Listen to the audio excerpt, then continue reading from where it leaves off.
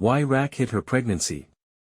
A significant piece of news is also revealed in the flashback. Raq is expecting Unique's child. They were examining a possible romance in the third season. But after Raq returned to game mode and Unique was eliminated by his brother, everything began to fade. However, Raq became pregnant as a result of their brief encounter. She finds the news as surprising as anyone else could.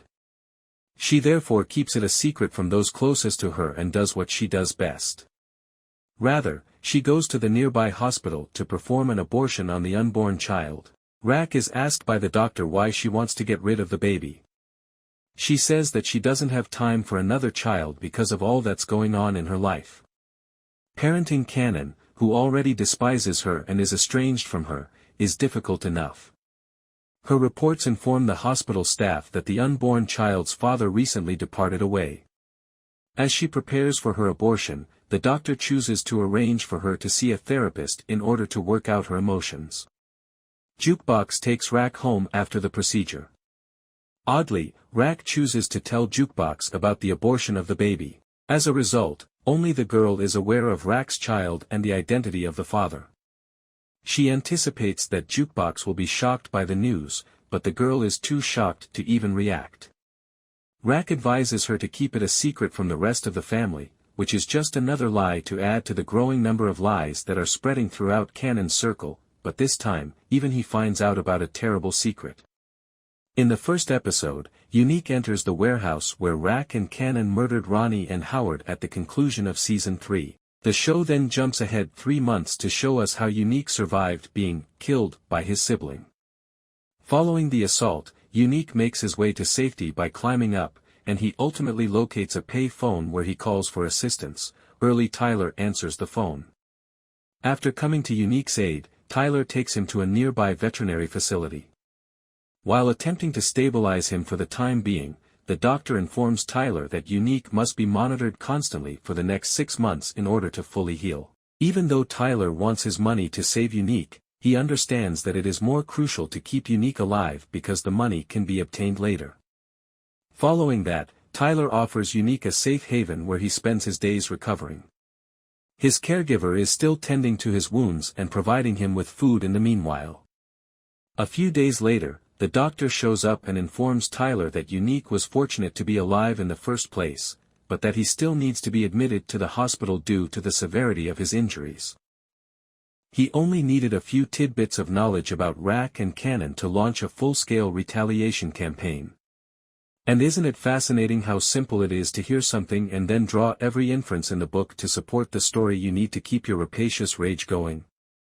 Ideally, Unique would have approached Raq directly and worked with him to come up with a strategy, but who could Unique trust?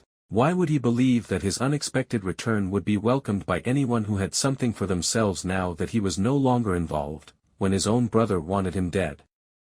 Although it appeared that Unique was down and out, Early was correct to advise him to stay in the shadows since, in the end, he did have the advantage. He had the ability to maneuver covertly, identify vulnerabilities, and leap when the time was right. Even though Unique was insane, he was determined to exact revenge on Ronnie and anybody else he believed was to blame for his ordeal.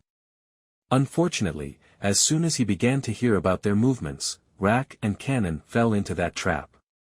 I wonder if he'll be able to hold off long enough to announce his arrival.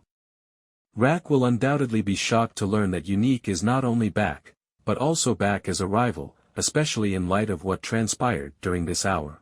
Reliving some of the events from last season is crazy, especially since Raq was pregnant at the time and was struggling with her feelings and what to do.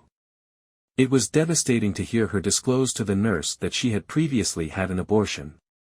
You start to see why Raq is the way she is when you think about all the many aspects of her life and how much she has had to endure and go through alone.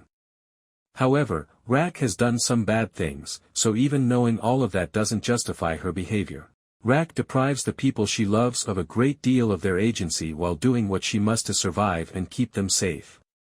She has established a situation where her loved ones don't respect or trust her, which bothers her regardless of what she says.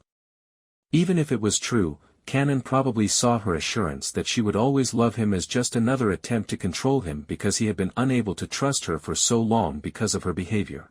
Raq and Kanan's bond will always be prominent, and this hour provided more context for what Raq was going through as he attempted to shut down Ronnie's enterprise. Raq is such a unique character because, despite all of her imperfections, there is something sympathetic about a woman who must use any means necessary to survive in a world ruled by men. The series does a fantastic job of describing her complexity and showcasing all of her facets. Like practically everyone on this show, she is a complex villain in addition to not being a hero.